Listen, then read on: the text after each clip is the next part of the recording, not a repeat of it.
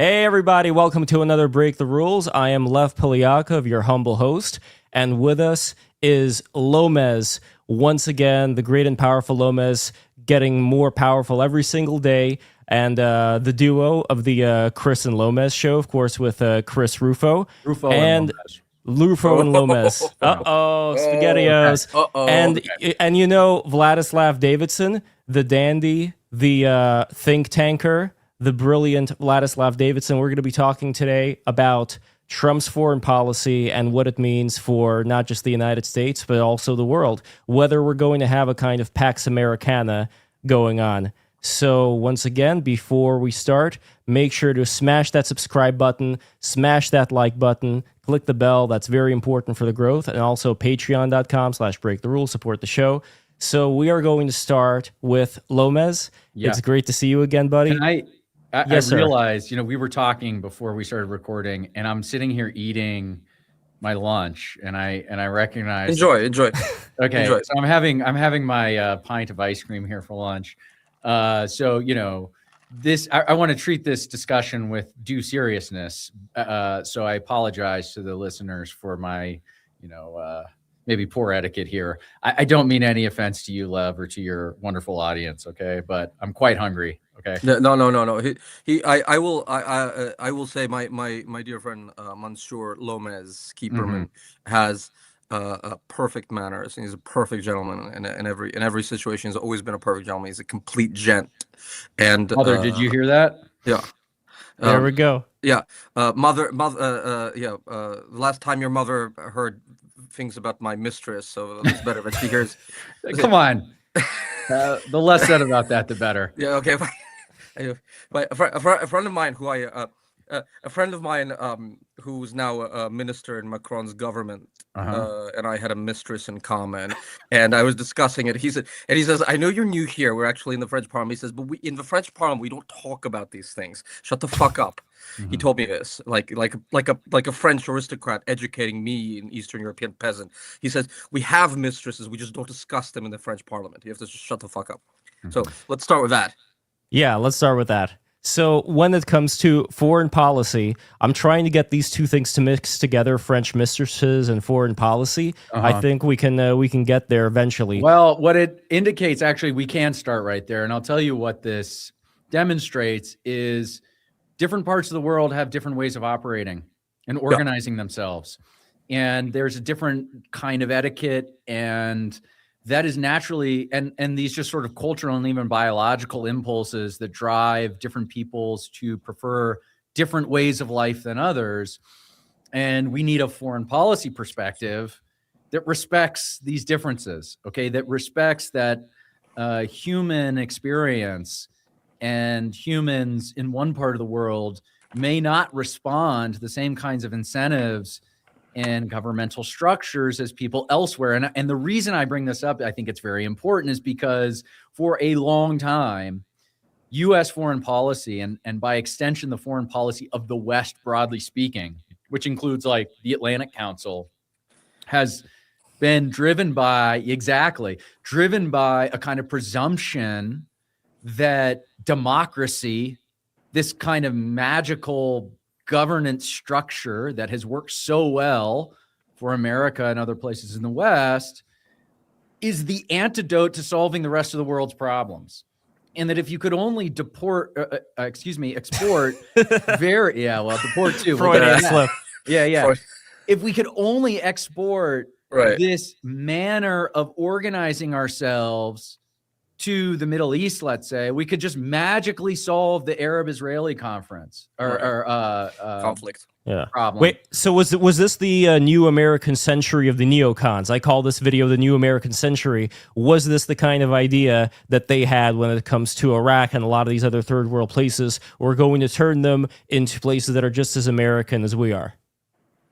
Yes, Vlad, respond to that. My computer is acting up, so I'll let you respond until I get Yeah, okay. So broadly speaking, yes, but someone like my friend John would say that actually predates the neoconservatives and the New American Century. That the roots of this are in certainly in the '80s and the Reagan Revolution, and certainly they're deep.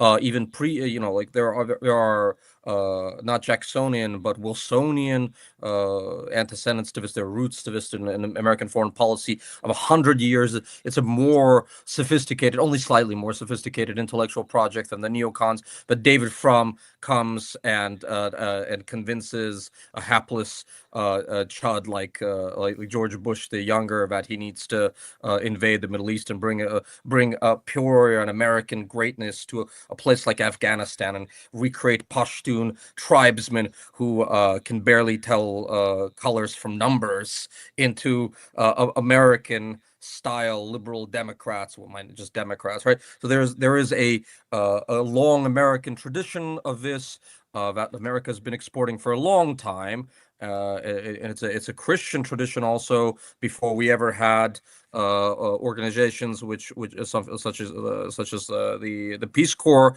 which is kind of a sacralized state sanctioned version of American missionary work. We had American missionaries going off into the world, spreading Protestant democratic norms, right? We've been doing this, by we I mean Americans have been doing this for a very long time, since maybe the 1880s.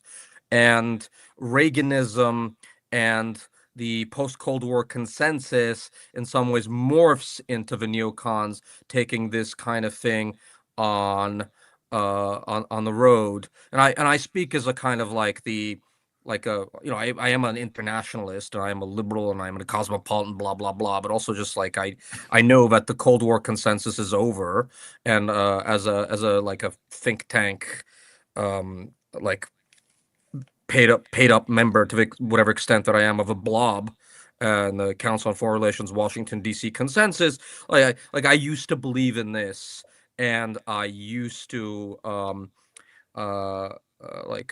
I was never uncritical about it, and even as an 18-year-old, I was against the war in Iraq. It was obvious to me, even as an 18-year-old, that you cannot transform Afghans and Pashtuns and Iraqis into Middle Americans very easily without actually bringing them to America for 25 years, which is a different thing, right?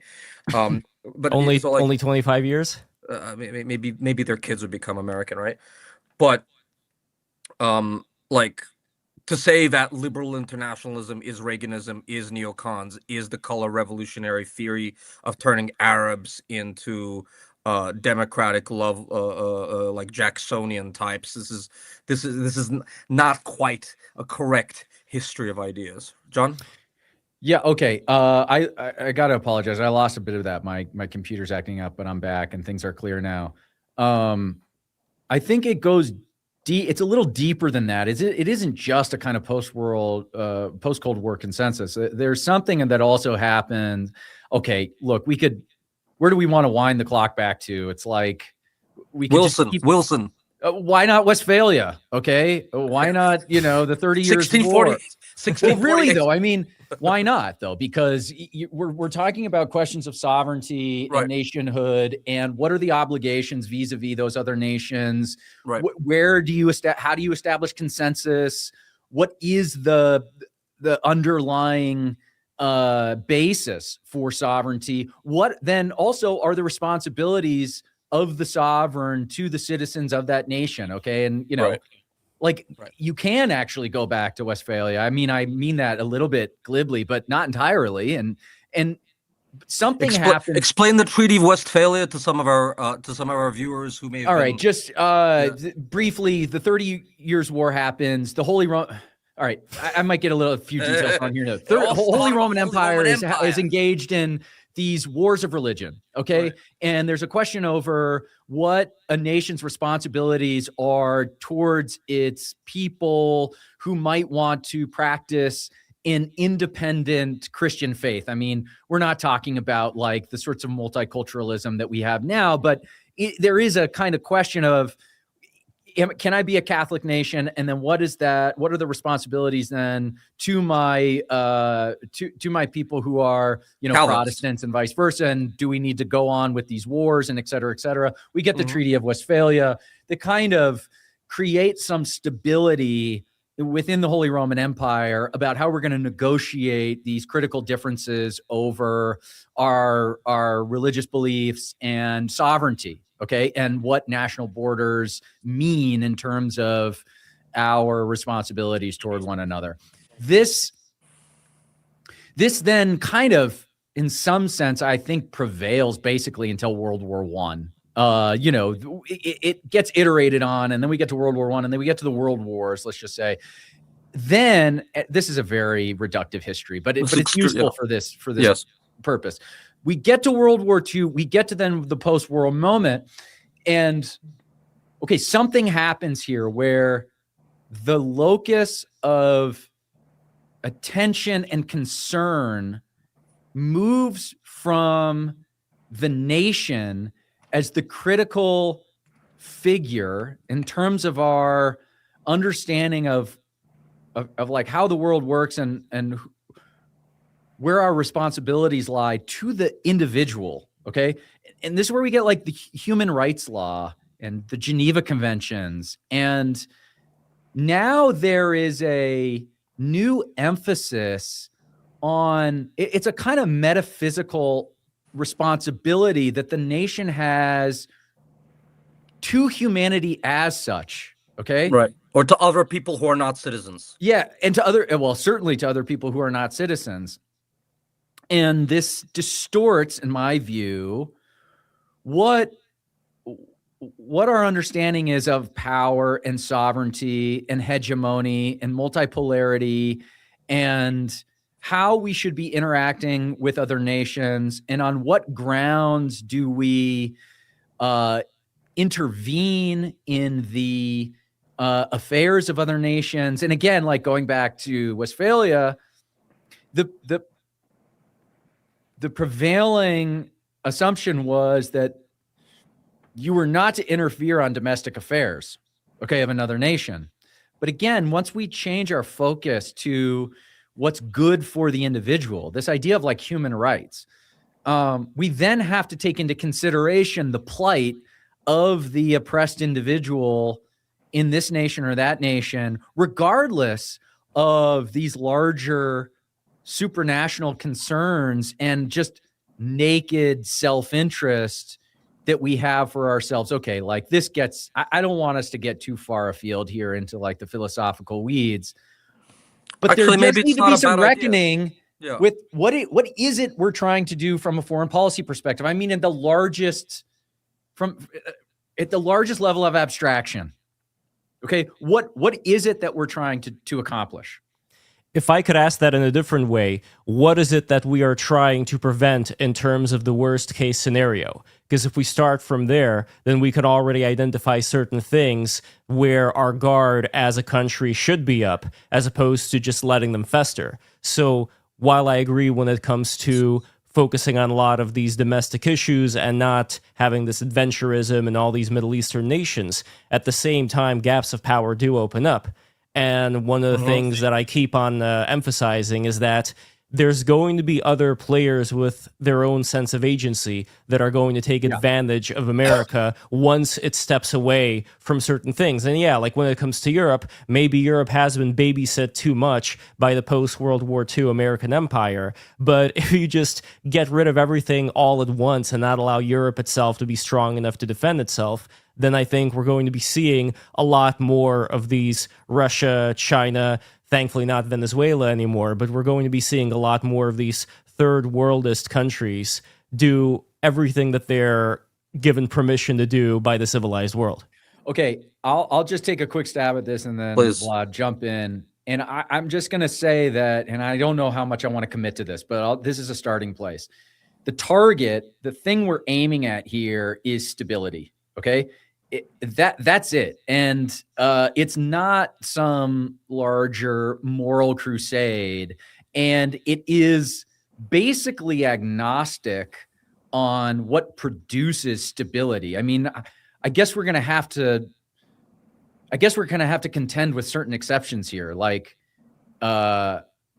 but I think stability is the target. Let me just give me what was the exception that? Well, North Korea. Okay, the thing I'm thinking of is like North Korea. North Korea is stable. Okay, so So I look at North Korea and I go, causing instability. It's also causing tremendous instability with its nuclear program and saber rattling, and I mean they're exporting terrorism. I mean, like obviously a place like Saudi Arabia or a place like Egypt, these are repressive places that we pay, or in the Saudi case, actually have our troops there as a Praetorian Guard to keep them stable in the exact way that keeps them from becoming democratic. So like very competing goods, right? Yeah. So the reason North Korea, we might identify North Korea as being unstable is because we cannot predict necessarily what they will do in the same way that we can predict the behaviors of other nations. Right. It's less responsive to the same kinds of incentives that we might apply elsewhere to at least control their behavior. So the instability is just like, is the projection of risk, but it's not the actual things it's doing. And the distinction I'd make there is a place like Yemen, okay, or something where like you're actually disrupting like shipping lanes, or Venezuela, where there's 8 million people who have fled from Venezuela over the last decade. Yes. Million migrants show up on the Mexico border and invade the US. Right. Or like what happened in Syria after, I mean, we induced a certain amount of instability there. We induced instability in like Iraq, I think. Okay, that's my argument. Sure. So that's the difference. Like, yes, North Korea might, in some sense, create the risk of instability, but it isn't it's not like right now unstable or creating instability. It's different. There's a different quality to it. Yeah, they're doing their own thing. But since you mentioned Syria, that I think is actually a good example of this taking advantage of the gaps of power, because that was a place that Putin was bombing a lot. And from what I understand, Vlad, you could also correct me on this if I'm wrong, Putin's bombing of Syria was partly something that led to this migrant crisis in Europe. Well, I mean, there's so much to say here, but to even use Syria as an example, you have to understand that that is a second-order effect outcome of some very stupid policies that Barack Obama's administration was pursuing. They needed a deal with Iran, which was going to normalize the Ayatollah regime. So they were playing footsie with the Russians. They allowed the Russians to do what they did in Ukraine and didn't slap anybody on the wrist. And there were no sanctions. There was no sanctions regime after the annexation of Crimea and the start of the war in 2014. Had three Ukrainian generals bitterly complain to me while I was in their car. 3 different Ukrainian generals of different levels complained to me bitterly that the Obama administration told them not to fight in 2014. They needed the Russians on Iran. And then they allowed the Russians to intervene using military force against the rebels, thus becoming the air force of the Assad regime, while the Iranians were providing the intelligence guys and the Hezbollah were providing the elite special forces guys, while the Sunnis were just cannon fodder guys, right? So you have this perfect example of a chain effect of unintended consequences coming out of a policy of trying to make the Middle East into a more utopian place. If Barack Obama had just done nothing and left the Iranians alone, the IRGC would not have been able to intervene in Syria. Then you would have not had this whole chain reaction of things that lasted for 10 years and created more chaos in Russia, in Eastern Europe, by incentivizing the Russians to keep going and allowing the Russians to return to the Middle East and breaking the Cold War consensus that stood in the Middle East from 1956, the Suez Canal crisis, to 2014. So Syria is just like this perfect example of you try to tinker with things which are really, really unpleasant but kind of stable, and then you wind up fucking up everything. Yeah, right.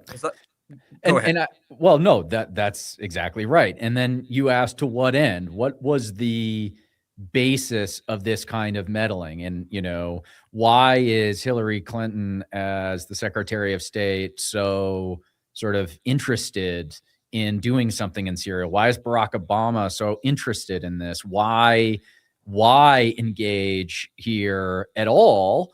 And this is maybe the difference between my way of thinking about foreign policy interests and what had prevailed previously. Actually, there's a lot of differences. One is I reject this kind of messianic, sort of spiritual responsibility and burden that the nation has to see the rest of the democracy or whatever else. I also believe in the kind of, there's a sort of political physics of owning a geographic region. And I think, okay, maybe I'm wrong about this, but here, let me test this on you guys. What was happening is, and this really came to a head in the 2010s, United States is the clear unipolar hegemon after the Cold War. And it just was the case that even if you wanted to create some kind of architecture that would allow for a multipolar division of influence and power, you couldn't, because Russia and China just didn't have there were no other players, the threat of force to. They don't have the economy. Nobody else had the economy. They couldn't own their physical space. They couldn't own their physical space. So the United States just kind of had to. It was a vacuum that had to be filled by someone. This is my charitable defense of a kind of unipolar foreign policy that prevailed. I think they also got a lot wrong, and especially in the Middle East, and had the wrong set of priorities. But I can understand why you would have said in 1989 or 1994 or whatever, we are the unipolar hegemon, and therefore what's going on in Yugoslavia or in the Balkans is actually up to us to figure out, because there just is no one else to do this. Okay. But we get into the 2010s and we're in a different environment now. And there is this transition that has to happen between this unipolar moment and a more multipolar moment. And maybe the US, maybe Hillary Clinton, the Atlantic Council, whatever sort of evolves in the aftermath of the neoconservative moment and the failures of Iraq, are still just holding on to this old model of doing things. And you just have a lot of people in the State Department who just have these old, outmoded ways of thinking about the world and these power dynamics.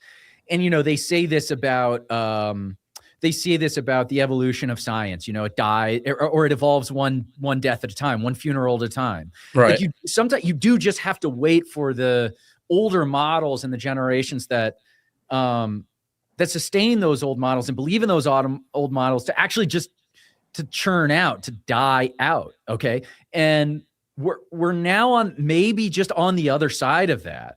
I don't know. Okay. Maybe something like that is happening. But if we're dealing can I just respond to that? So basically, like, I think we actually align a lot more than I actually predicted on me and John, just a lot more.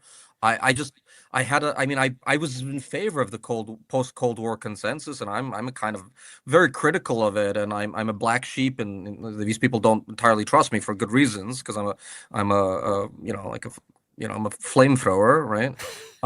These people fucked it up. Okay, they completely squandered this moment. Correct. That's right. They fucked it up. Here's the thing. I'm in favor of the Cold War, post-Cold War consensus, the Washington D.C. policeman of the earth thing, except as it happens that four American presidential.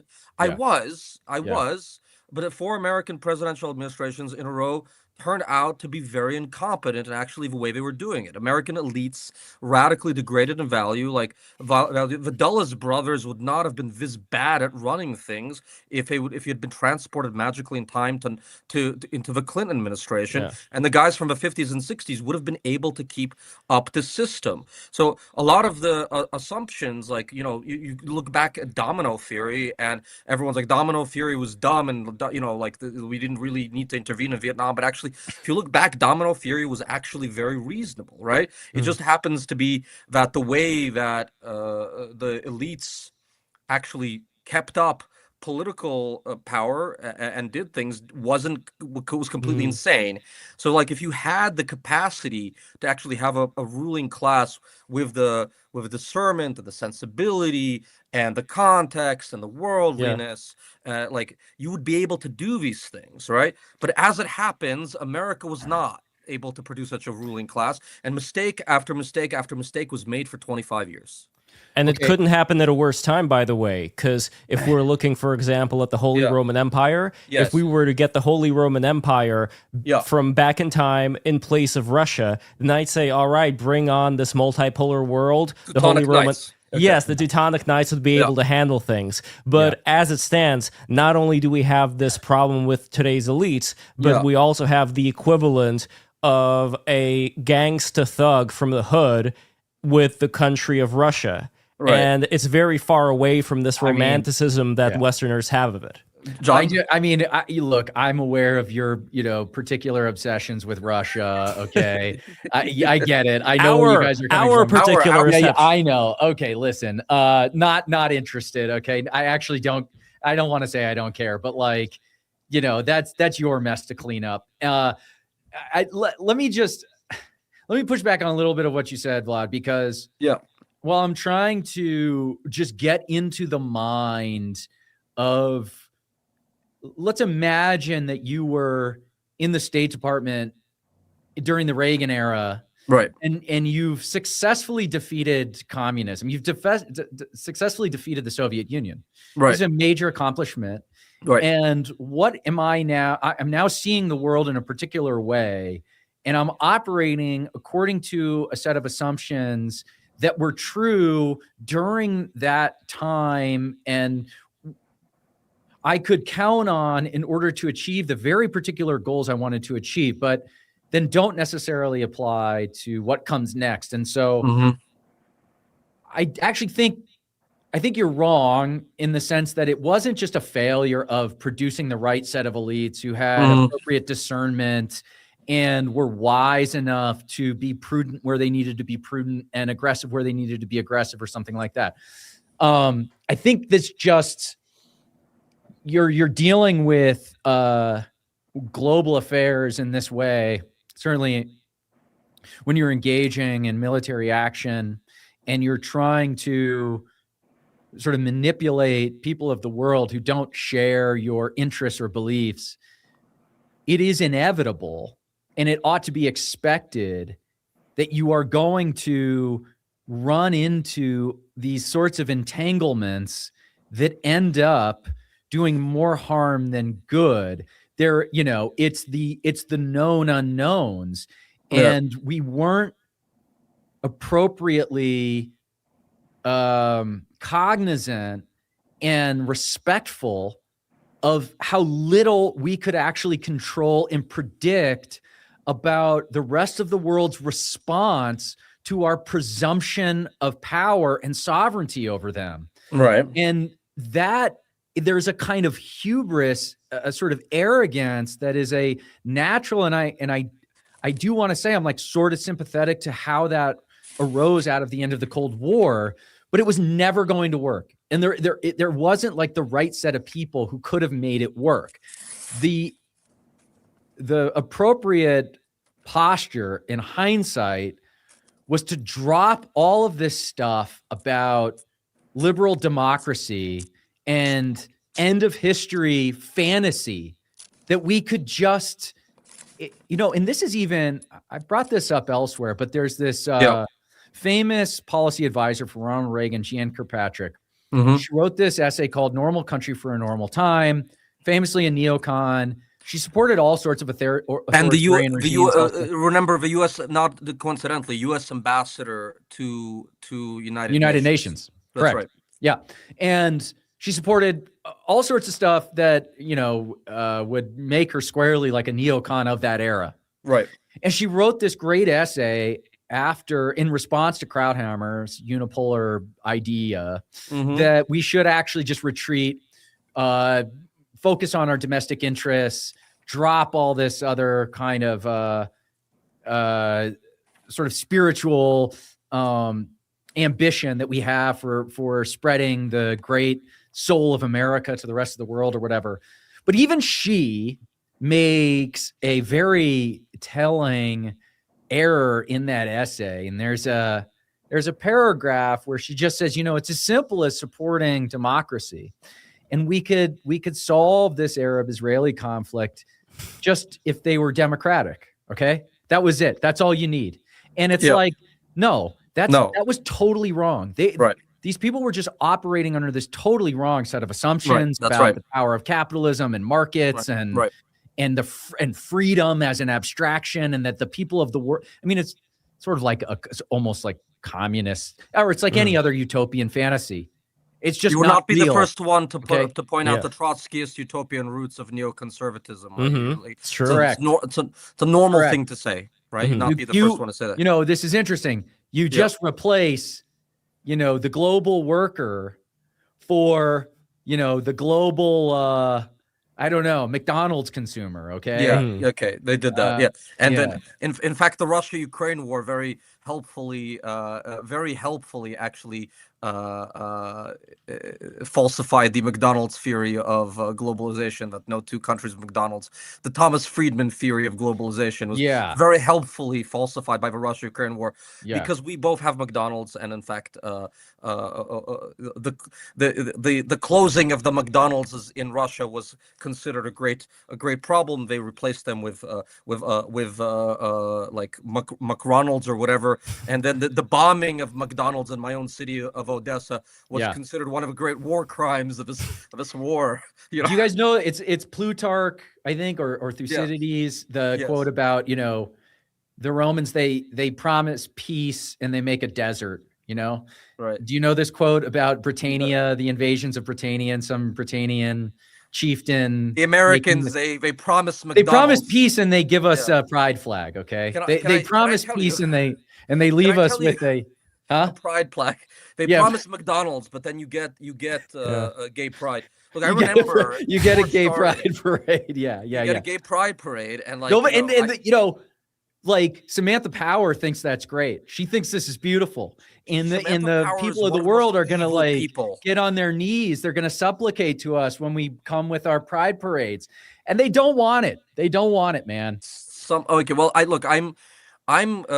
Can I tell you one of the last things that I ever did in my failed marriage to a Ukrainian film producer? Oh boy, here we go. This always comes back to to my very messy your failed love life. Okay, here we go. My very, very messy love life. But did I tell you the story? Did I tell you the story of how in the middle of a war, the U.S. Embassy in Kiev put out a tender for helping Ukrainian women filmmakers? Did I tell you the story? No. Oh, it's great. This is lovely. This is like my first wife was a Ukrainian French lady, and she was educated in France, and she was completely normally integrated into the international global cosmopolitan elite. She comes back to Ukraine and she becomes a successful film producer. And in 2023, the U.S. Embassy has a USAID grant, which is promulgating, you're gonna love this, promulgating a help for Ukrainian women filmmakers to tell stories of resilience and progress in the middle of a war. Beautiful, kumbaya thing, stunning, brave, beautiful. It's a very important. And like I as married to this woman, I respected her trying to get USAID grant into the family budget. I wanted. Sure. Okay, fair enough. So of course, and so being a completely rational, being extraordinarily rational actor who responds to incentives in a way that an economist says she should. She says she read the fine print of what they wanted, and she very quickly, along with her partners and the writers, whipped up a screenplay in 4 weeks of a heroic Ukrainian lesbian colonel in the Ukrainian armed forces, fighting back to back at the Battle of Bucha against the Russian invaders with the man. With a conservative Ukrainian whose son was bullying her daughter. And I had to translate this from Ukrainian into English, and whether she got the grant or didn't get the grant, it doesn't matter. Holy shit! What do you make of that story? Well, I think that's our foreign policy approach. It is completely incoherent. It doesn't follow any clear articulation of a material calculus for what is good for us versus what is bad. It doesn't answer again, like, I understand, Lev, that your position here, your starting question is, what are we trying to prevent? Yeah. I guess that's just another way of asking, what are we trying to create? Like, what are we trying to produce? What kind of world do we want to live in? But like but you need something. You need a starting place. You need a question that you're answering here. And our foreign policy approach has not had an answer other than, our State Department and our international bureaucracy, which consists of whatever NGO is delivering or writing this grant and handing out money to these lesbian playwrights in Ukraine, or maybe not lesbian, or whatever. Whatever.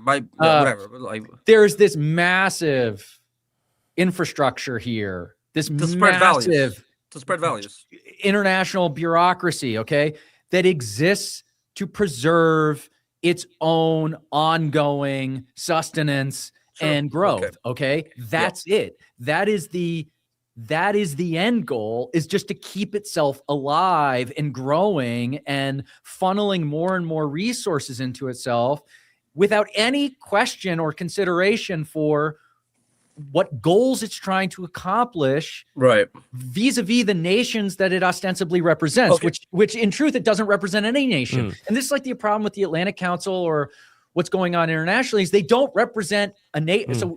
So again, like the Westphalian thing, why go back there? We have things called nations, okay? Yeah. And they matter. We have to have some unit of concern that takes precedent over other units of concern. And when you forfeit the unit of concern of the nation to the individual, to the human, okay, which is, again, this is like the post-war consensus, then it just becomes this. It becomes nothing. It goes nowhere. It's too disparate. It doesn't have a center. It doesn't have sovereignty. The human doesn't have sovereignty over himself. And the international community, by the way, let me just add this final point. Please. Cannot be a substitute for national sovereignty because it doesn't have the force of its military. Okay. It doesn't have an army. Okay. So that's true. So on what basis? Stalin would say, how many battalions does the gay pride parade have? Right? Exactly. You got to count by the number of floats. For our viewers, Stalin famously asked, and it came back to bite him in the ass. Obviously, with Poland, we have a Polish Pope. How many divisions does the Pope have? Right, 1945 or 46. Stalin says, how many divisions does the Pope have? Well, the Polish Pope brought down communism. How many battalions does the gay pride parade have? Yeah. And I'm like, I'm in favor of gay marriage or whatever. Like, whatever, it's fucking done deal, right? I don't care. I'm not a reactionary. Like, I live in Europe. We'll have that debate. We'll have that debate another time. We'll have that debate. I don't care. Like, I don't care about that. But I don't feel the need to spread gay marriage through Ukrainian propaganda, even if USA. Do you guys remember? I'm sorry, I have to interject here because this is so salient. I still remember.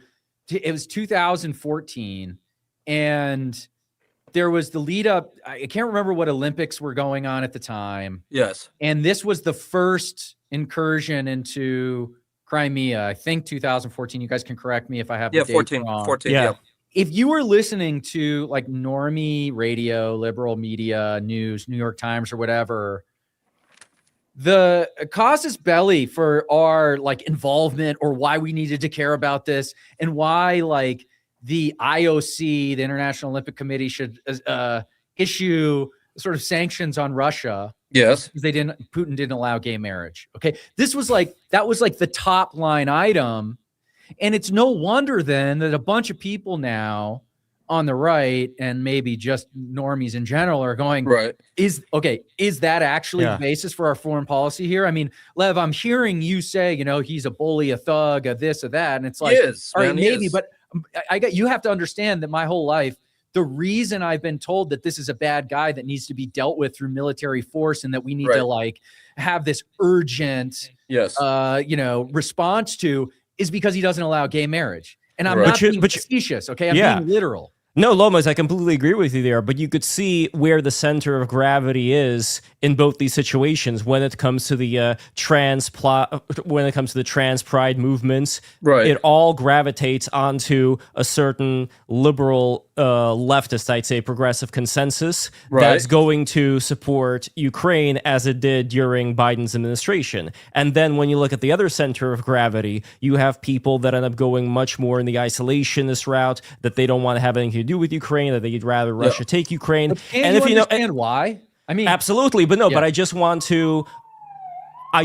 for us to understand these two centers of gravity and how exceptionally rare it is to have people like Vlad, for instance, who is able to see things from afar. And if we're noticing that people are going into these centers of gravity, it doesn't mean those centers of gravity are correct. It means that people are in a consensus because they're afraid. I'd say they're afraid of researching whatever it is might make them think something else. Because imagine one day if you're, I don't know, Tucker Carlson, right? And you read a book that completely changes your mind about reality. What are you going to do? You have a show, you have all your audience, you have, your family, you need to make money, you need to generate income. So that's a situation that I think so many people are on both sides, where they can't even afford to entertain a thought that would make them challenge their worldview.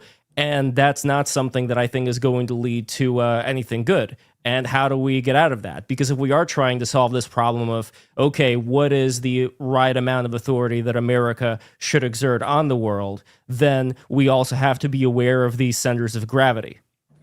All right, let me offer myself up here as a potential person to be persuaded. Okay.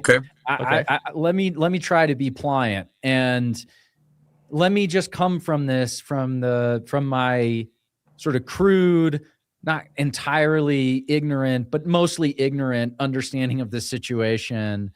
And you can explain to me why I should trust that the United States should do something on behalf of Ukraine, because if I'm being totally honest with you, I actually don't think that's the case. I don't think the United States should really be doing much here other than whatever we can to end the conflict as quickly as possible, even if that means that Putin gets to keep whatever ground he's taken over the last several years, during this conflict. In other words, if he is taken back some portion of Crimea or wherever it is, and we could just end this war by brokering a peace right now, my very, very strong impulse is to just do it, and we will just carry on from there. Okay. And the reason is this.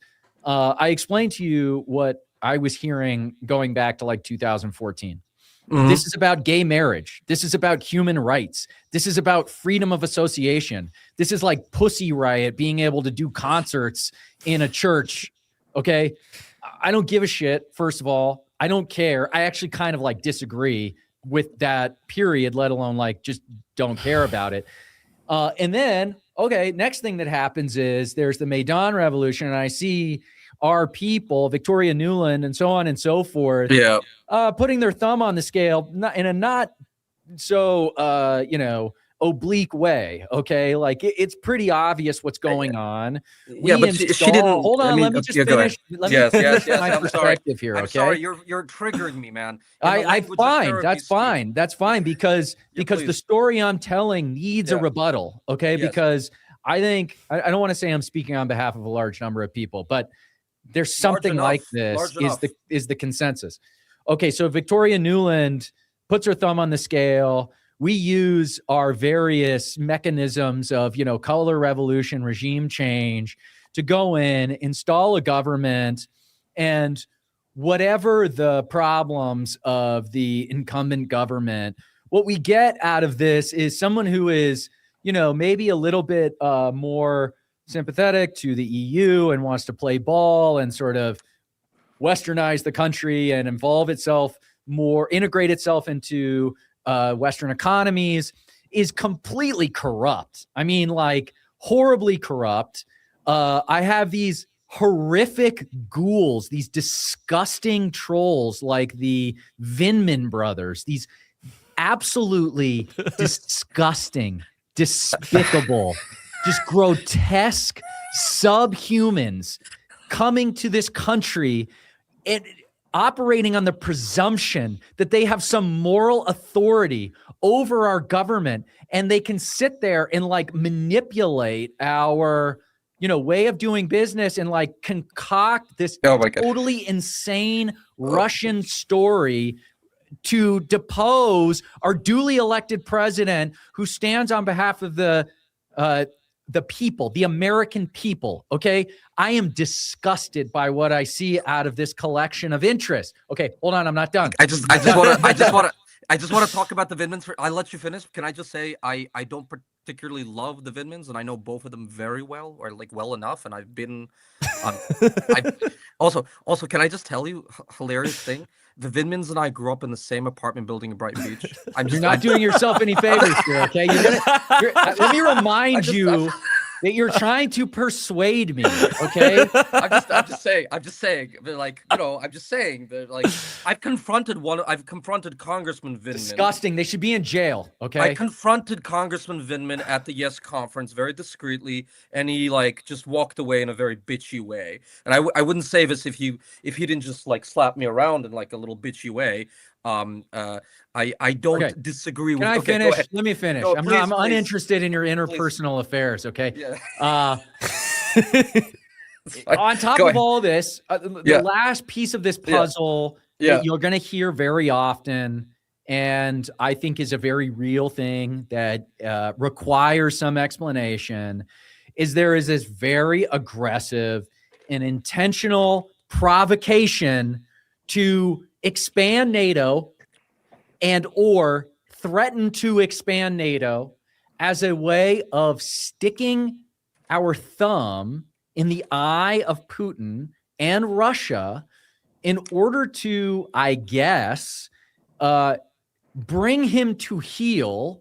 And again, my sense of this is hold off or in some way reject the notion that Russia has a deserving place as a regional hegemon who can and has the authority to control its own sphere of influence, of which Ukraine certainly belongs, okay?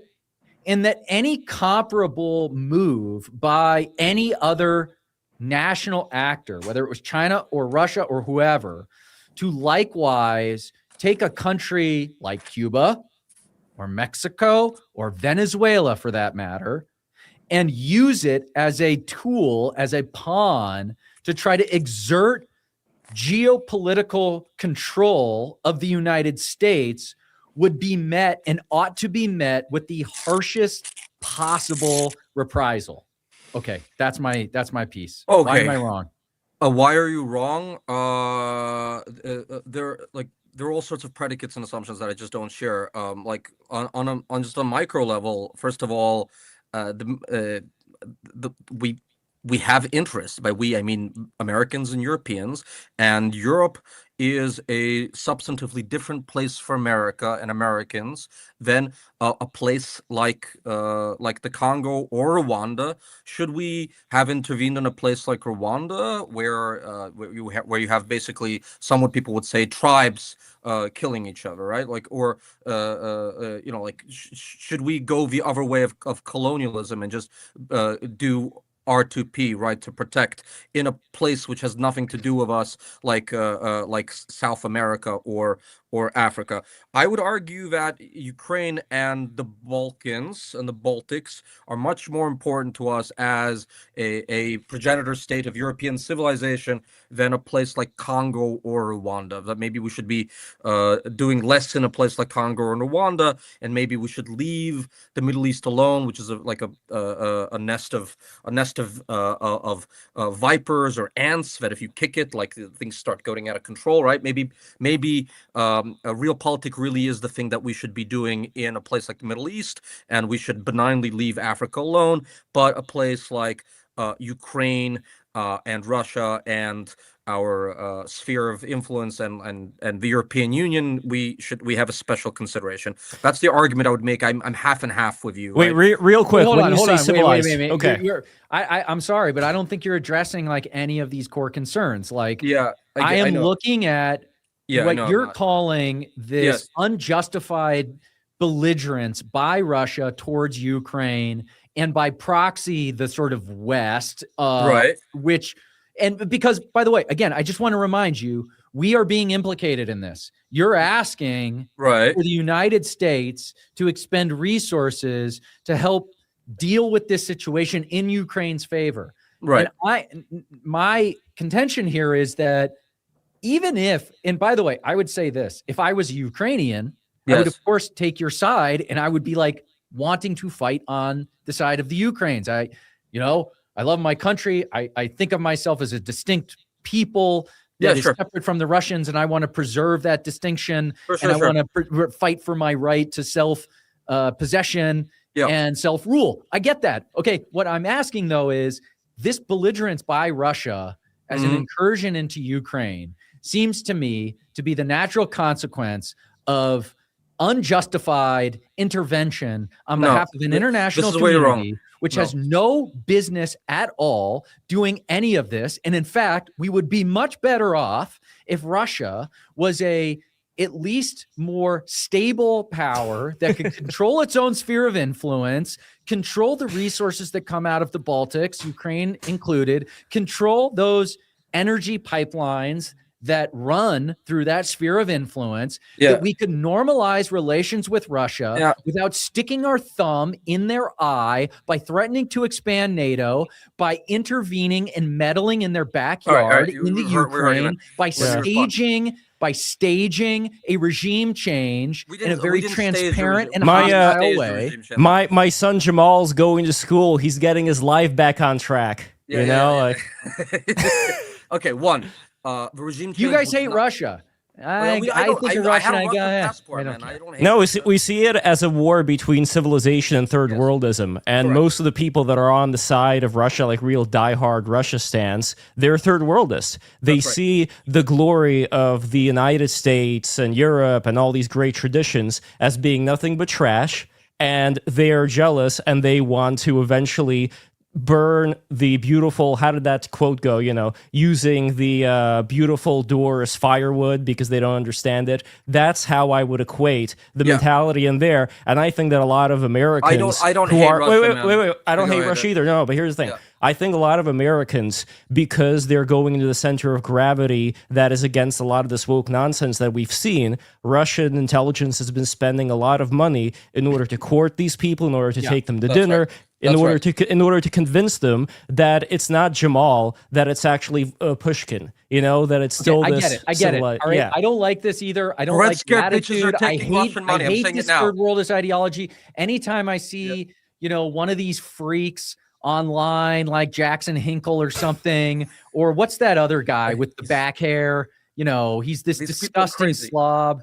It doesn't matter. They're all the same. And it's like, it's the BRICS flags and all this stuff. And we're going to liberate the third world from, the grip of the oppressive colonialist West. It's like, give me a break. I don't like, it's pathetic. It's disgusting. I'm repulsed by that ideology. I know you are. So fine. I agree with you. But I am where we part is like, all right, so that exists in the world. I don't think that our foreign policy and military posture exists to extinguish that set of ideologies. We can just operate apart from them. I mean, they're nothing. They mean nothing. No, okay.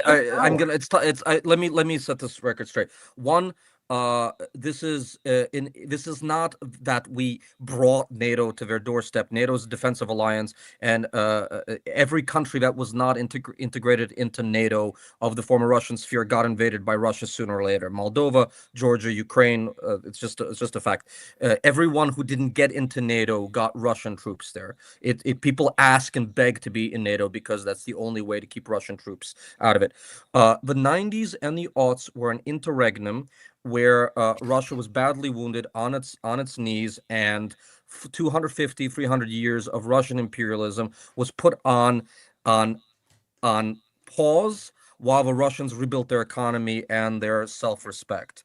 Putin is Putin is waging the same kind of foreign policy that Peter the Great did, that Catherine the Great did. This is from the 1740s onwards. This is Russian foreign policy. This is what Russians do. They are an imperialist state. They were expanding at the fastest rate in history in the 19th century, gobbling up country after country after country.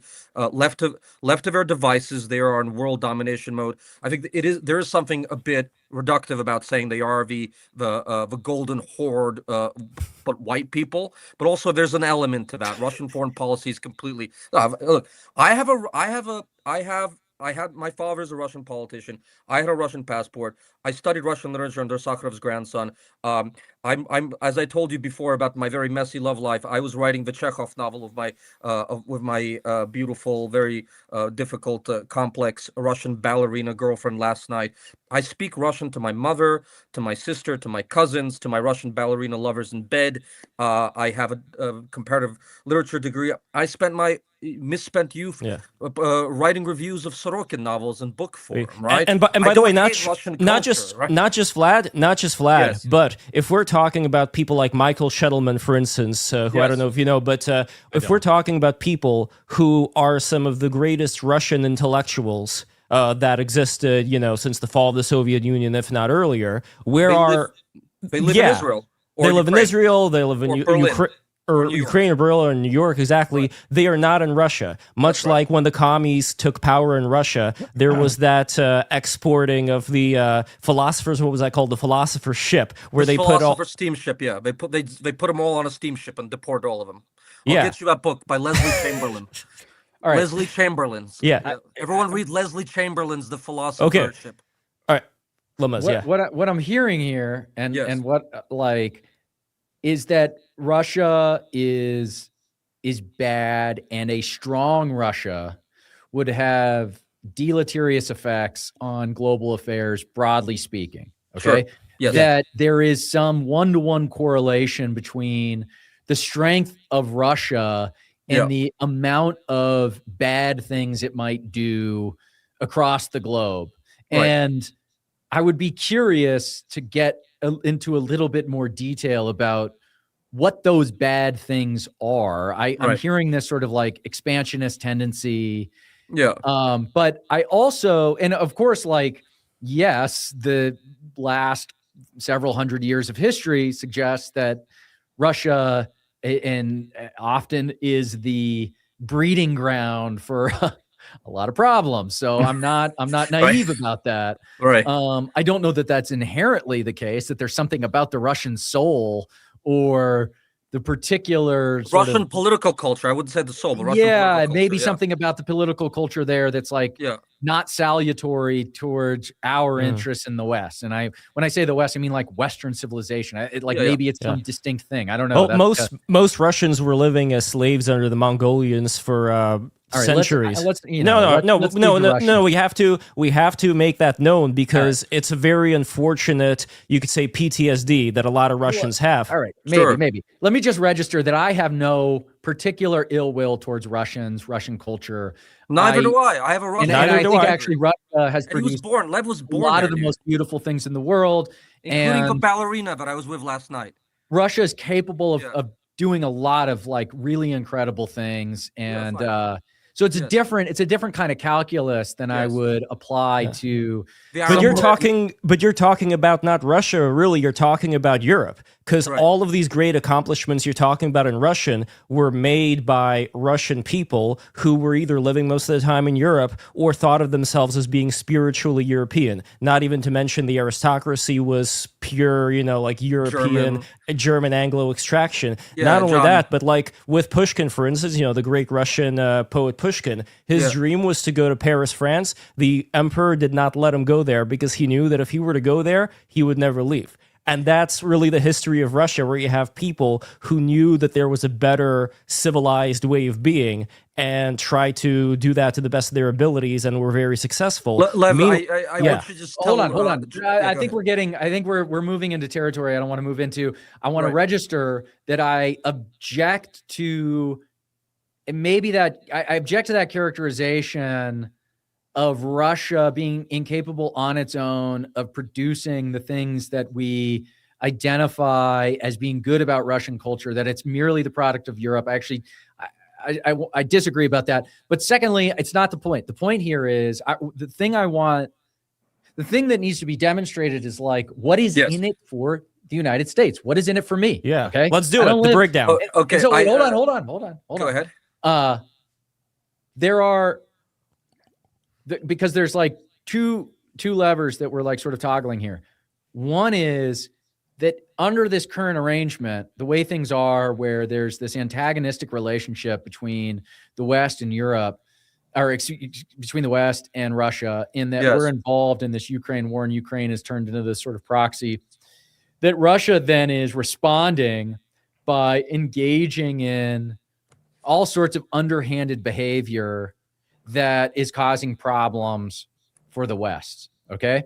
Whether it's the stuff they're doing on social media or elsewhere, or, they're helping Venezuela or whatever it is. Okay. Let's just agree for the sake of argument here that Russia is engaged in a set of activities that's meant to harm me. Okay. Yes. Let's make this very selfish. It's meant to harm me and harm the things I care about. Correct.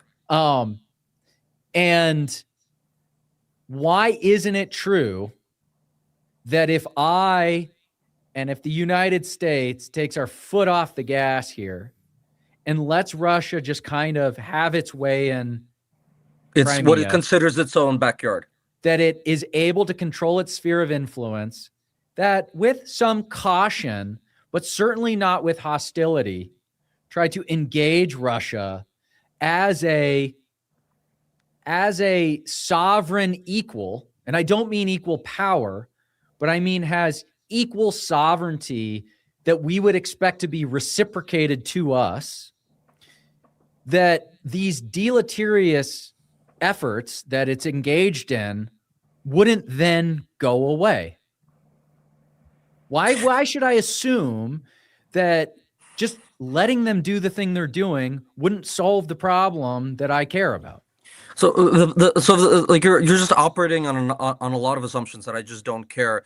I don't agree with. Sure, I think tell me. I think it's more of like a Hitler 1942 situation, honestly. And we ignored for a very long time Russian internal affairs for all sorts of political, economic reasons.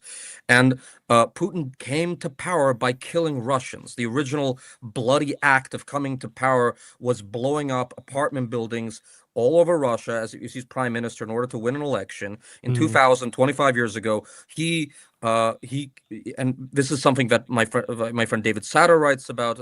Lots of people have written about this, including Vevem, Masha Gessen, and lots of. Go ahead. Can I make one comment here, and then I'm going to let you go. Please make fun of Masha Gessen. Go ahead, please. No.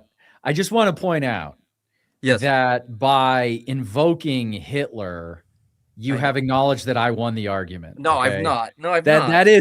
That is. I'm just saying. Debate rules on the internet I know, means I that I won. Okay, I know. So we can carry on. We got to pick someone else other than Hitler, but he's just such a good example of this.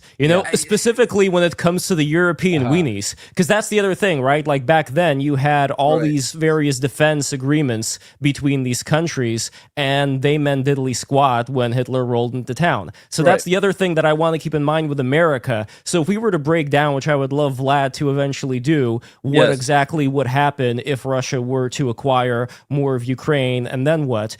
Before that, we still have to acknowledge the fact that right now, Trump is alpha dogging it in comparison to a lot of these weenie European leaders. And America has to be, you know, if we're being realists here, it has to contend with the fact that Europe is not the kind of Europe that it would have been before America became its babysitter. So 100%. Yeah, so after we acknowledge that, let's actually move on to on the ground. Russia acquires more of Ukraine, specifically, you know, like the Donbass region, and keeps Crimea, and then it brings in the Ukrainian men into its army, which is what it does when it occupies territory. Yes. It conscripts all the men and sends them to die. You're making like a moral human. No, not moral, not no, moral. It is Hold on. moral. No, it's not moral. It is, John, because you didn't let us finish the thing, and I don't know what Vlad is going to. I don't know what Vlad is going to say, but I want to make sure. I want to make sure we don't stick at any one thing. I'm supposed to have an emotional reaction to the young men. No, you're not. Forget emotional. Forget emotional reactions. All right. I want to focus all of this in the end on over. Let's say Russia fulfills its maximalist objectives. Yes. The Ukrainian army collapses. The bureaucrats become disinterested. The Trump administration pulls out and says this is someone else's problem. Let the Europeans deal with their own backyard. The Russian army gets lucky. The Ukrainian army collapses. There's a 1917-18 style collapse of the Ukrainian army. The Russian army pulls a 1944-45. They sweep through Ukraine as the Red Army has done on several occasions before, and they take over all of Ukraine, and they solve Russia's temporary demographic problems, and they incorporate 30 million Ukrainians into the Russian state, and they pacify Ukrainians, and after the terrorist and subversion campaigns are pacified, with a lot of partisan warfare, they incorporate some of the best battle-hardened people in Europe into a newly resurgent Russian army, which is now at 2 or 2.5 million men strong, has battle-hardened veterans, and is on the border now of all 3 Baltic states, but also of Romania, Bulgaria, and Poland. Right? You now have a battle-hardened, completely hardcore Russian army that has incorporated 1 million Ukrainian men, who a lot of them who have been conscripted and know how to fight, into their ranks, and which is what it did in Lugansk and Donetsk every time it took over territory, which is to conscript all the men, get them all to fight, and send them to fight their own countrymen on the other side. Right? You now have a powerful war machine of a kind that the European Union cannot stand up against, and they will start poking holes in the Baltics, in the Balkans, start doing stuff on the border with Poland. Eventually, they will do salami slice tactics, and they will make the European Union collapse into warring little fiefdoms where some far right or right wing politicians in a place like Portugal, far away, who don't want to deal with us on the other side of the continent, make deals with them. They divide and conquer Europe, and European civilization over the next 5 to 10 years is brought to heel by Russian hard power. And we're back to a Cold War consensus. Okay, why should Americans care? America can just isolate itself. Well, I think like it's fairly self-evident that if Russia is intent on this kind of empirical ambition, and it has designs to take over Western Europe, which I find frankly fantastical. Not take over, but to become a dominant political player where they can divide. I mean, they're not going to be Russians in Paris again like there were in the 19th century. They're not going to be Russians again maybe in Berlin like there were in the 19th century, right? Basically strong arming Europe, and also with the support of China. We also got to keep in mind that whatever Russia does, China's paying attention, and then China decides how much it wants to help out more than it's already been having. And as far as certain people who have already testify to this. For example, you have Russian Colonel General Andrei Mordachev, who said the ambitions were this war will last for a long time because we still need to liberate Eastern Europe. That's a term that they're using, liberate Eastern Europe. Who was it? Who was it? Who was the Russian deputy prime minister who, when they took away his visa, he said Russian tanks don't need visas to Berlin? Exactly. Hold on. I just got to finish this. Yeah. You remember Dmitry Medvedev, the former Russian president, who's not just like some drunk uncle somewhere. He does have a lot of influence. He's the head of the National Security Council. Yeah, exactly. So he said that there will always be a chance for another conflict between his country and Ukraine after the current war ends. So there you go about any of this so-called peace deal. He also claimed that the Baltic countries belong to Russia and also referred to Poland as being quote-unquote temporarily occupied. So if we are talking about Europe, I don't think Russia's going to invade all of Europe. That's a lot of responsibility all at once. But Russia plus China, strong arming. Economy is the size of Italy's. Strong arming Europe. That's not quite right. The Russian economy is...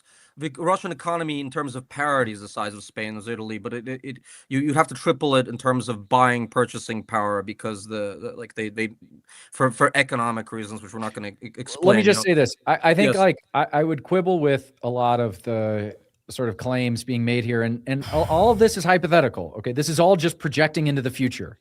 Here's what will happen.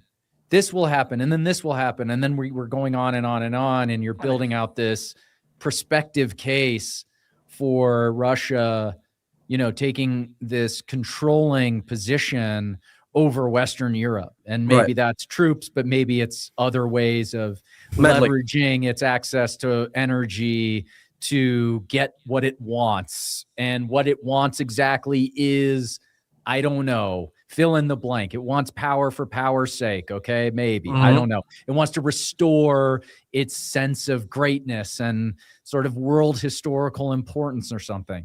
Yeah. Okay.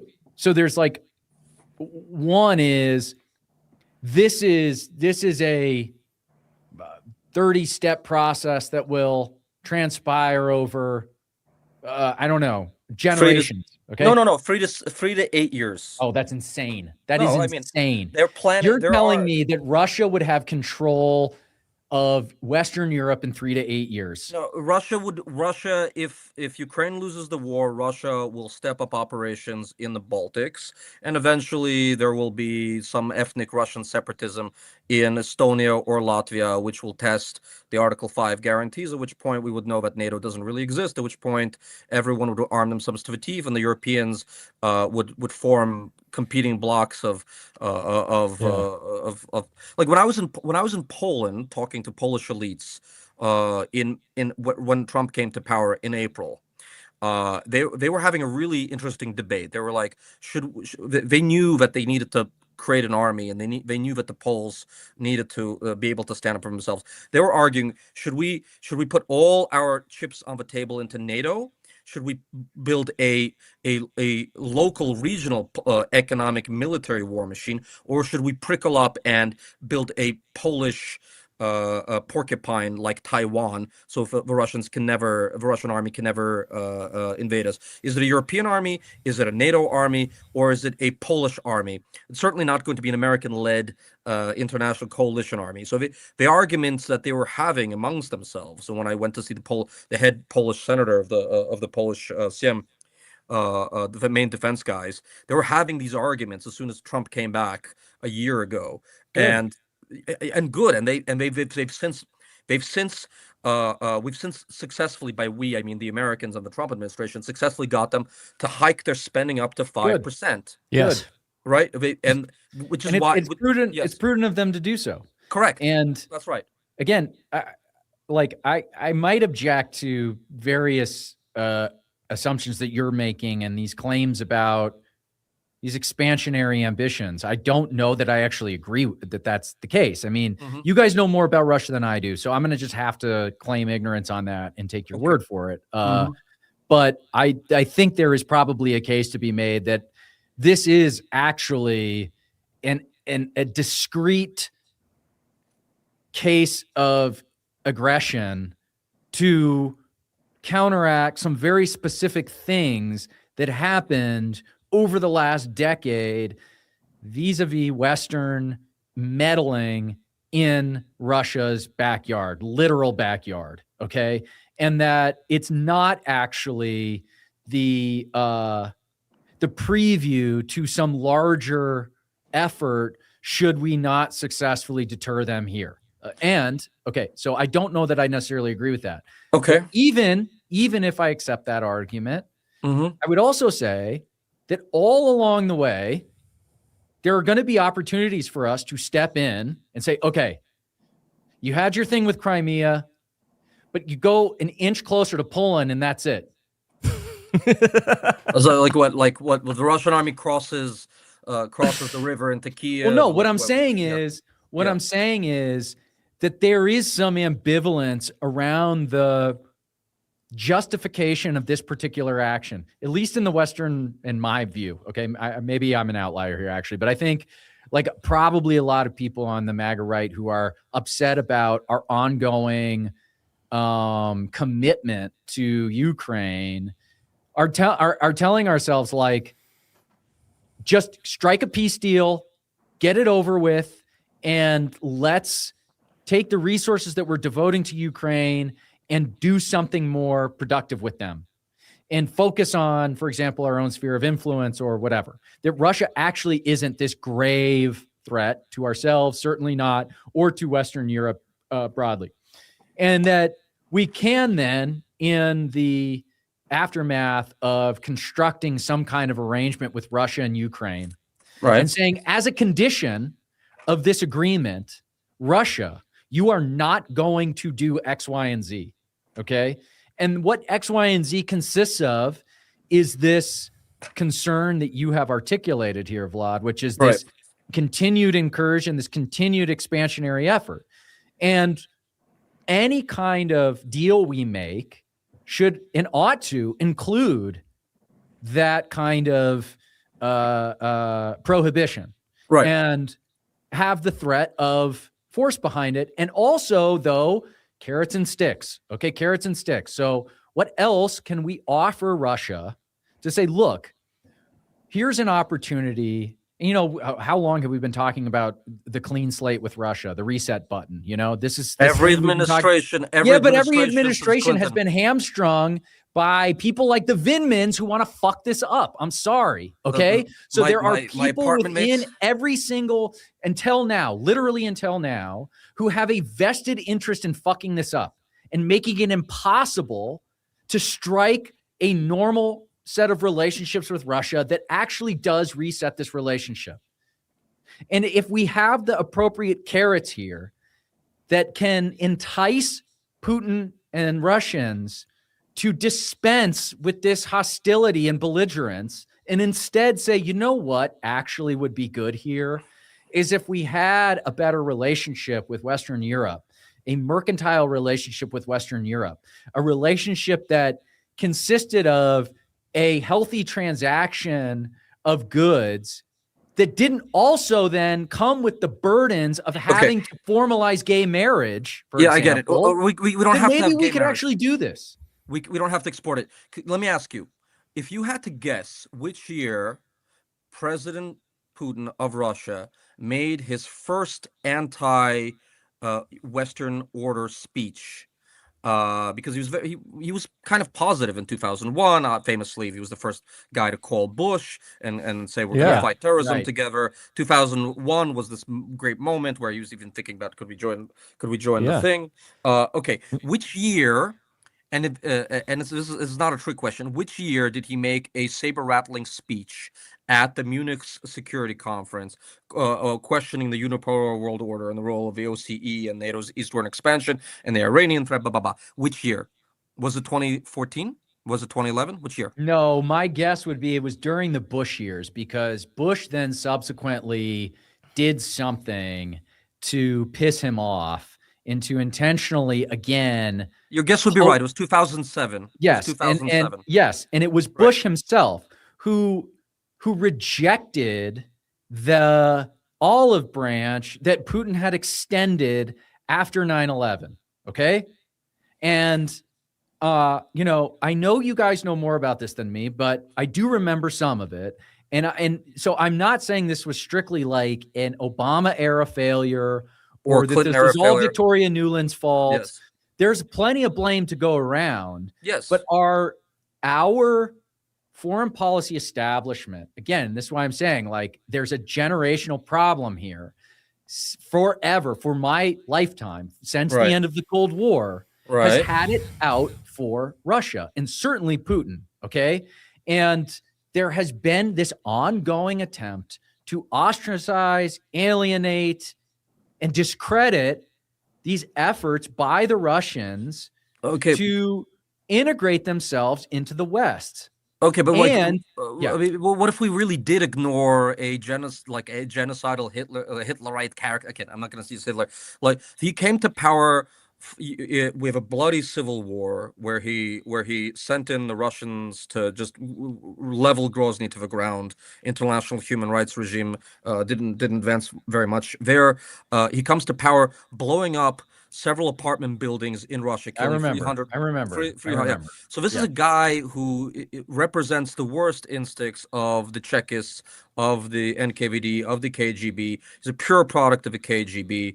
And a mid-tier one full of grievances and resentments. And he comes to power wanting to run Russia in a very authoritarian way.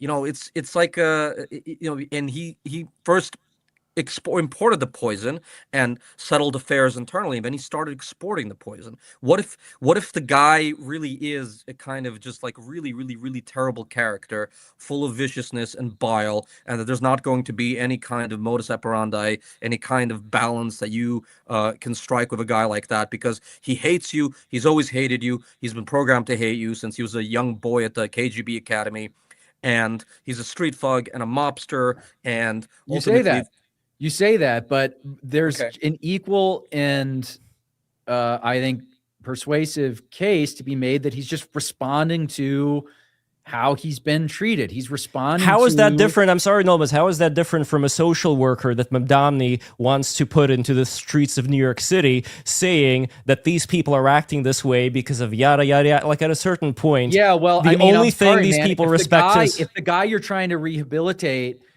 controls Harlem or controls a massive territory and a bunch of people with guns and, can do harm to you, then you got to actually respect who that person is. It's not just some random guy on the street, unfortunately. Okay. We do actually have to pay attention to him and what his interests are. And we have to respond to those interests. And like, there's a difference. There's a difference between respecting somebody for their potential to cause great harm versus respecting them in terms of allowing them to continue doing that harm. Closing off as a characterological impossibility, not just from Putin, but from the Russians more broadly, right?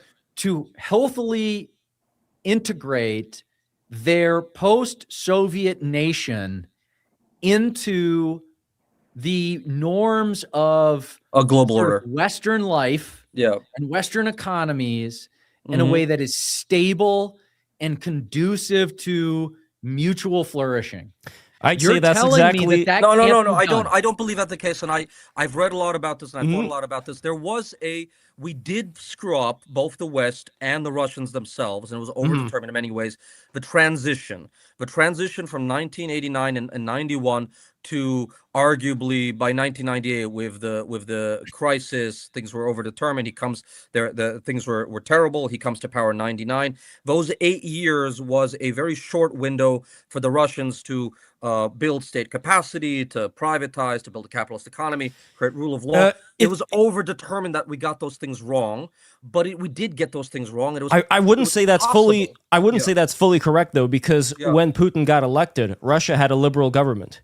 Russia's government was going into a direction that, again, I'm not going to say like, trans pride parades, but it was going into a direction of being a lot more closer to European civilization. But the problem is Not that European civilization, just norms of not stealing property. Sure. Don't talk about civilization. Talk about property law fine. in Moscow. Yeah, That's the basic stuff. But the problem is that Gorbachev did not get rid of the KGB remnants. He got rid of the Communist Party. He kept the KGB around. And that's where I think a lot of these problems start to stem for. But even more, if we were to look again, all of this in more of a meta view.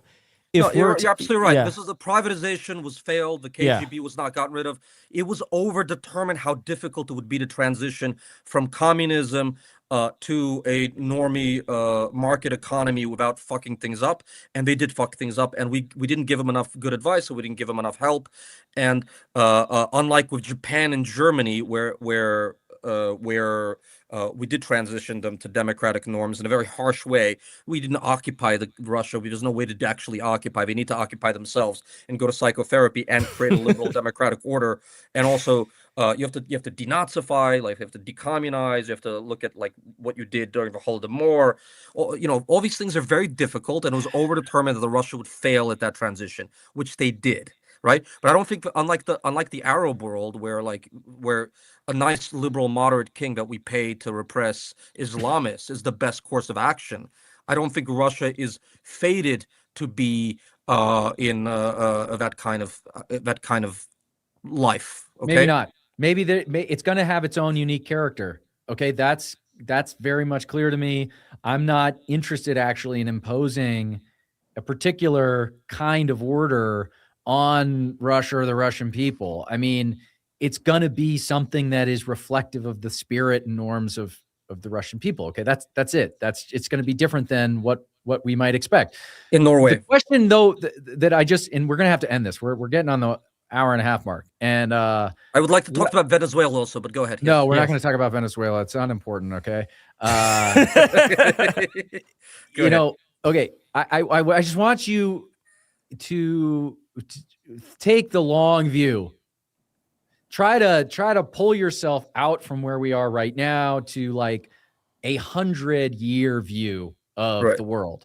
Right. And what is the 100-year view of the world that can accept reality in the physical? Again, there are like political physics. There are laws that we have to obey about the world and about people. And these laws, the physics of politics, are such that we cannot, even if we wanted to, which I don't, but even if we wanted to, we cannot rid ourselves of Russia and the Russian spirit and the Russian empire and even this unique kind of Russian ambition that you guys are pointing to, okay? That maybe has, again, a kind of quasi-imperial nature. Like my love for Russian ballerinas. That might just be baked into reality. That's baked into the world as it is. So then, if that's true, maybe I'm not right, but if that's true, and we're taking this big 100-year view, what then is the path to best accommodating that reality into a foreign policy posture that nonetheless respects our own sovereignty in the West, and America, our needs, Western Europe, and also is realistic about China as well? Okay. Mm-hmm. Does that look like a situation where we can, for this entire timeline, have our knee on the neck of Russia and prevent it from being Russian and continue to alienate and ostracize this people in this nation? I would argue very strongly, vehemently, no, we can't do that. That is folly. That is a mistake. That's an attempt to rewrite the physics of politics, our social physics. Okay. Okay. So we need a better strategy than that. Okay. And the better strategy is an attempt to take a realistic look at what they want, provide the kids, the sticks and carrots to achieve that goal that takes into account our interests and their interests. Hold on. If we're going to talk about realistic, I got to step in here. You want to talk about realistic? Let's talk realistic. Let's talk about the metagame that's been going on all of this time when it comes to influence. I don't think that the CIA, FBI, all these intel organizations that we have, I don't think that they're as good as Russian intel. And if we're talking about reality 100 years down the line, if you look around you, whether we're talking about the Democrats, Republicans, 99% of the people, I bet, are going to be for sale. 99% of the people are going to be prostitutes, which means that they are capable of being influenced into dropping their guard, into ignoring certain things, as long as we talked about the center of gravity, as long as the kind of things that they're being courted with, from, let's say, Russian intelligence officers, go according to this thing that everybody within their circle of influence already agrees on. Imagine not 100 years ago, imagine like 20 years from now, if China and Russia become a much stronger dominant player on the world stage, and they're able to not just strong-arm Europe, they're able to give lots of nice, juicy bribes to various right-wing based European politicians to ignore them, getting rid of the ones who don't comply. You'll have all these fangs coming out of the woodwork, all these Chinese women that get into affairs with American politicians. So look, even though I want Trump to succeed, and I want MAGA to succeed as far as getting rid of the crime and the mass migration issues and all this kind of stuff, most of the people there, because they're real people at the end of the day, are fallible human beings. And if they're within the circle of gravity that Russian intel knows like the back of their fucking hand, they are going to be able to influence them in the kind of ways where, if we are talking about reality, like you mentioned yourself, you don't know that much about the situation with Russia. Imagine there being 100, not Lomez's, but people who aren't as smart as you are, who are able to be influenced by these special, Russian agents into an alternative view of history. And they're going to say, well, Russia's actually winning. They're going to ignore the fact that Russia's been in pretty much the same places for like 4 years now, barely making any headroom. Right. And that is something that I've noticed just personally myself, not even in like MAGA political journalistic outlets. I've noticed this in like classically liberal outlets. People who, Vlad knows, and I'm sure Lomez, like people who are not like pro super Trump, who I would have expected to be on the Ukrainian side of the issue. They've been reciting ad nauseum Russian talking points much more than the average normie has. You know why? Because Russia puts a lot of money into injecting special people into... That's partly true, but it's also just the case that the Ukrainian point of view has been represented by people who think we care about pride parades and gay marriage, okay? And that our reason to support Ukraine is for this like liberal human rights moral duty. This is such a 2022 thing. I'm sorry, but I think we're past this. Whatever. That's right. Yeah. I'm trying to explain to you, like, you can hear this or not. Yes. If you don't want to hear it, that's fine. No, we all know this, but I'm trying to explain where this resistance comes from. Right. Sorry, we've been lied to about this situation for a long time. We've been fed a particular narrative that makes assumptions about what we care about, which we don't care about. And we therefore don't give any credibility to this now. Like, I don't say, when I'm saying we, I'm being reductive because I want to try to be fair about this. I want to try to better understand this. But I'm like, I have a hard time just saying, oh, well, now we realize that was always fake, and we're just going to transition to now this new narrative. And the new narrative is that Putin's literally Hitler. Okay. I'm sorry. That's not going to be persuasive either. And it's also not going to be persuasive if you just tell me that the only reason people think this is because of like Russian internet bots. That's also not persuasive. It's also not persuasive. Okay. When you say the people, are you talking about the American people, or are we talking about circles of journalism, media, and politics? Because those two things, I think, are different. This is, again, why I got to bring out the elephant in the room here. Journalists don't know anything. I mean, Ben Rhodes was not right about a lot, but he was right about that, okay? What was he right about?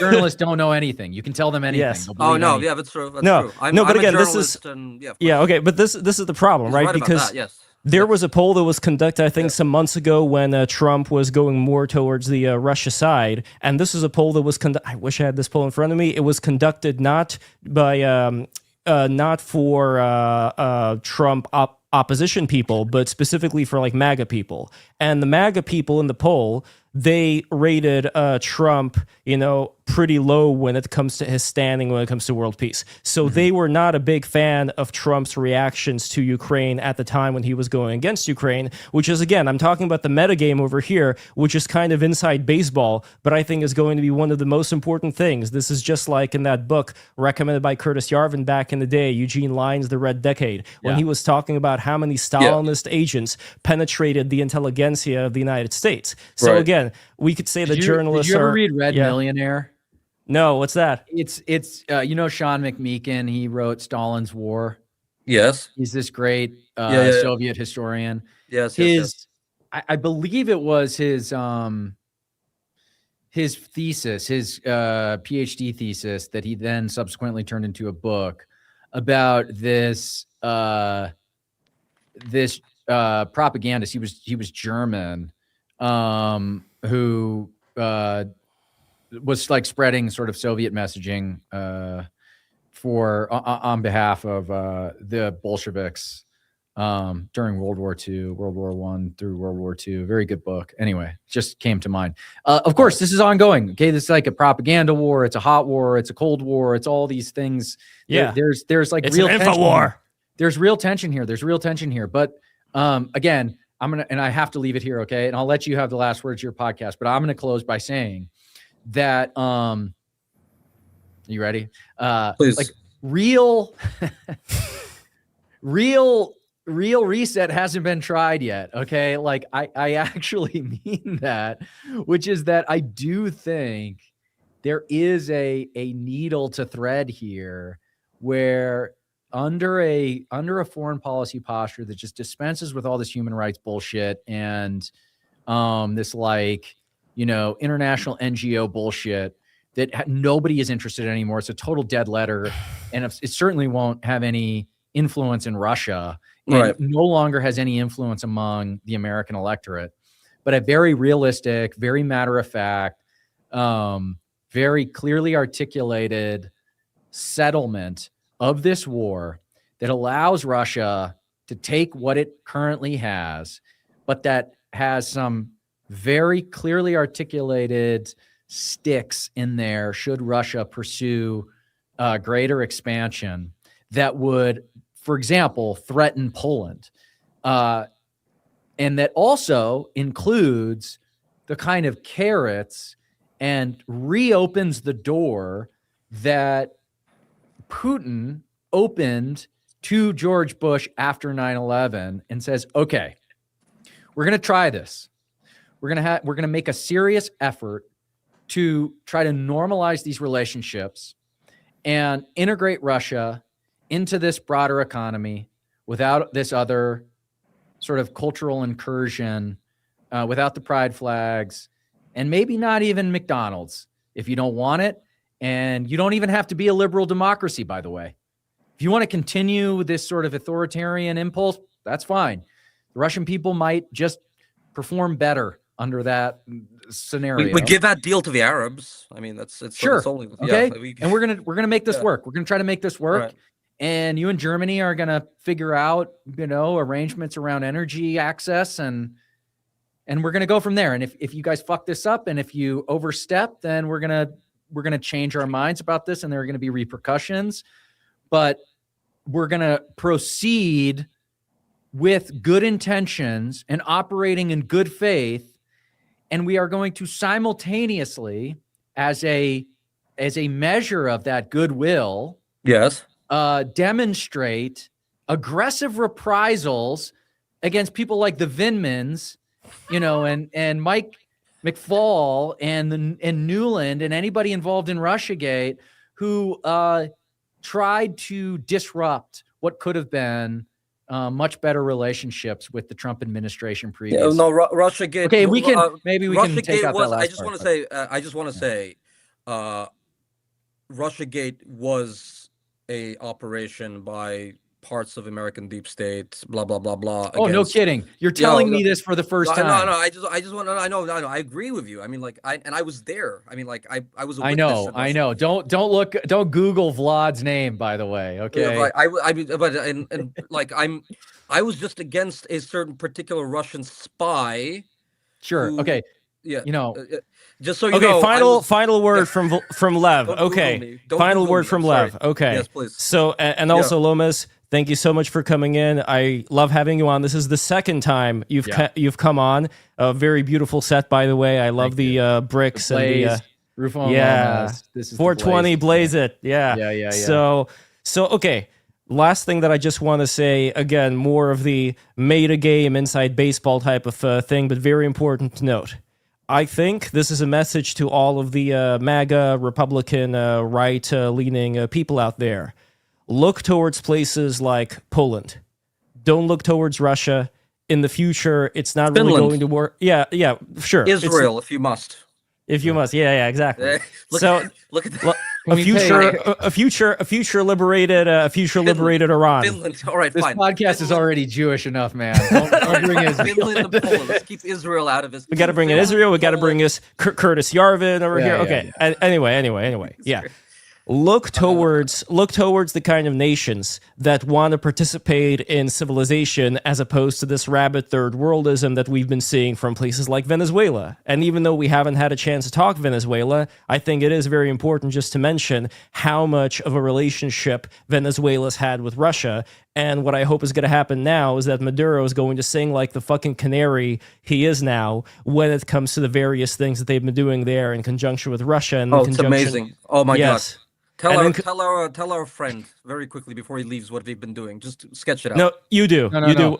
I haven't. Okay, let's do a part two. I gotta go. Let's do a part two. All right, but I gotta go. I love you too, Lomez. Thank you so much. And now I'm going to say the name correctly of the show. Please give me another chance. I have not slept in in a very, very long time. I think I only slept for like 4 hours. So the show is called Rufo and Lomez, but I think it should be Lomez and Rufo. Wow. But anyway. Lomez, Rufo, Lomez, right? Yes. Like a law firm. Like a law firm. And where could people find the show? At the Blaze on YouTube, Apple Podcasts, Spotify. It's very good. Like and subscribe, Vlad. Yeah.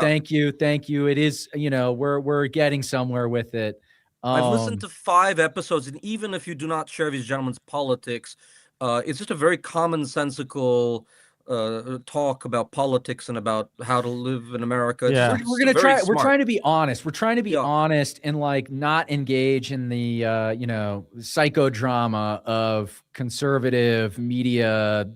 This conservative media soap opera. Yes, and at least try to address these issues seriously. That's not to say that it's over serious. Like we're gonna have fun, but these are serious things that need to be addressed. Well, it's not over serious. It's over the Blaze. But anyway, very good. But anyway, last announcement: Jason Rezajani in New York City this Monday, 6:30 p.m. live. If you guys want to be there, can I ask? Are we still advocating for Greater Iran, Greater Persia? Is that still part of the... Iraq, according to Jason, Iraq is a fake country, and I told him that I spent a lot of time in Iran doing various interesting things. And Giorgiani, I've been a long time Giorgiani head. I love Giorgiani. He now that he outed me, he was like, I was telling what I was like, I was there. He was like, so which intelligence agency are you with? And you fucking just outed me. I spent many months operating on the Azeri-Iranian border, and then we were on with Giorgiani, and I'm like, they're separatists, and he says these people are fucking degenerates who need to be put in front of a wait, or YouTube. Yeah. We're still on YouTube. You gotta be careful with the word. All hail Greater Persia. Okay, good luck with yes, I gotta do the promotion. So Patreon, no worries. Patreon.com/break the rules. If you become a patron, a $20 patron, mind you, $20 plus, it could be $50 as well. you will be able to physically go into the studio in New York City. I'll send you the address. We're going to have hors d'oeuvres there. We're going to have a beautiful cheese plate. And starting at 6:30 this coming Monday with Jason Rezardurjani, we're going to be talking about Iran. Obviously, we're going to be talking about New York City as well. And we have maybe two girls behind this curtain. Yes, exactly. And become a patron today, and you are going to get to be there physically in person, and then we're going to go out to an after party. It's going to be great. So once again, guys, thank you so much for supporting the show. Lomez, it's been too short of a stream. We got to do another one very soon. We got to do part 2 of this. Venezuela. We should do one on Venezuela and how to thread the internationalist isolationist thing, because you're not quite an isolationist. A lot of people in your camp would be like, you're actually kind of a neocon. And like, I've been called a neocon the last couple of days because I support the Maduro raid. But I mean, again, neocon doesn't actually mean anything. Exactly right. Yeah, let's get into that another time. Before you leave, my last thing that I just want to say to you, the words of my great friend, the great American literary critic Marco Roth. When I was very upset that a certain scenester ended relations with me by calling me a neocon because I was supporting American interests in Ukraine, and he was just like screaming at me, calling me neocon. The next day, I woke up and this is my advice to you.